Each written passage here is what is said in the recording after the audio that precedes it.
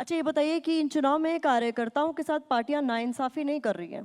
क्योंकि इस चुनाव में हमने देखा कि बहुत सारे दूसरे दल के नेता बीजेपी में शामिल हो गए, एनडीए के अलग अलग दलों में शामिल हो गए, जिनको पहले जाकर जिनके खिलाफ कैंपेनिंग करनी होती थी, अब उनके लिए वोट मांगना पड़ रहा है। तो बड़ी असहज सी स्थिति हो गई है उन लोगों के लिए। देखिए, निश्चित तौर पे जब आप चुनाव लड़ते हैं तो बहुत सारे राजनीतिक समीकरण होते हैं, उनके तहत लोग आते जाते हैं।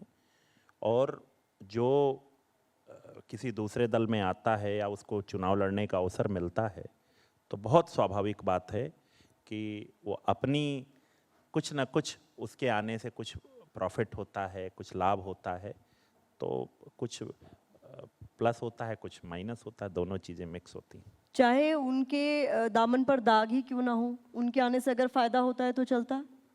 नहीं, ये मैं तय करने वाला नहीं हूँ कोई कि उनके उसमें क्या है, लेकिन चुनाव में चाहे इस पक्ष से चाहे उस पक्ष से लोग आते जाते हैं, इसमें कोई बड़ा विषय नहीं है। इस पर आपको नहीं लगता या पार्टी इसी चुनाव में नहीं, पहले से भी होता रहा। पार्टीज को एक स्टैंड लेना चाहिए, इस पर एक क्लैरिटी होनी चाहिए कि अगर किसी पर भ्रष्टाचार के आरोप हैं और तो उस शख्स को आप पार्टी में शामिल ना करें? अपना दल ने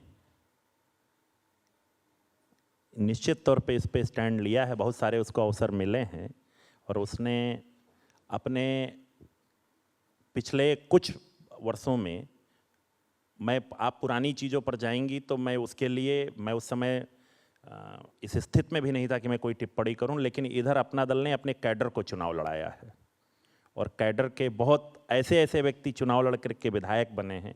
अभी हम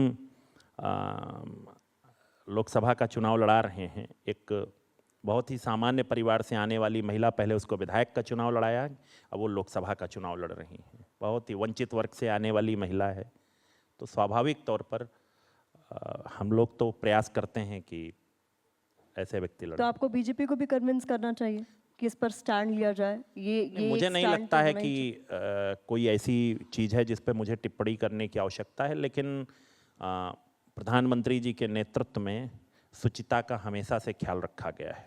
आखिरी में सवाल मेरा है कि इस बार के चुनाव में चूंकि आप लोग बड़े बड़े दावे कर रहे हैं, कौन से वो फैक्टर हैं जो जीत और हार में बड़े साबित होंगे? किस फैक्टर के आधार पर आप मान रहे हैं कि? देखिए,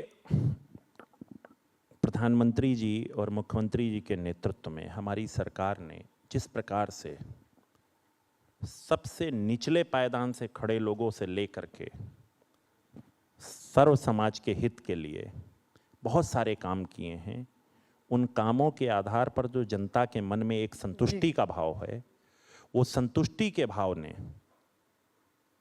चीज़ों को बिल्कुल एनडीए के पक्ष में खड़ा किया है। मैं आपका थोड़ा समय लूँगा, मैं बताऊँगा।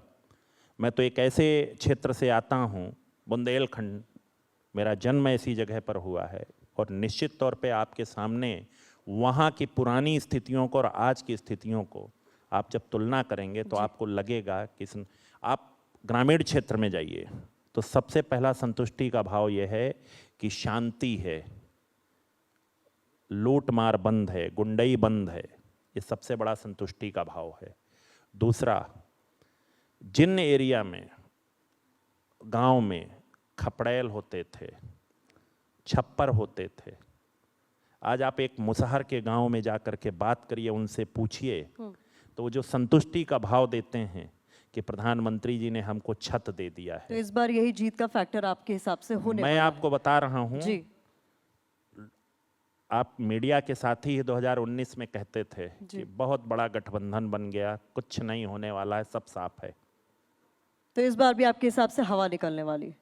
यही जीत का अंतर ठीक हर सीट पर पिछली बार की तुलना में बढ़ेगा, आप कह रहे हैं ज्यादा होने जा रहा है, ये आप देख लीजिएगा। बहुत बहुत धन्यवाद हमारे साथ इस चर्चा में बहुत शामिल बहुत होने के लिए। आभार, धन्यवाद।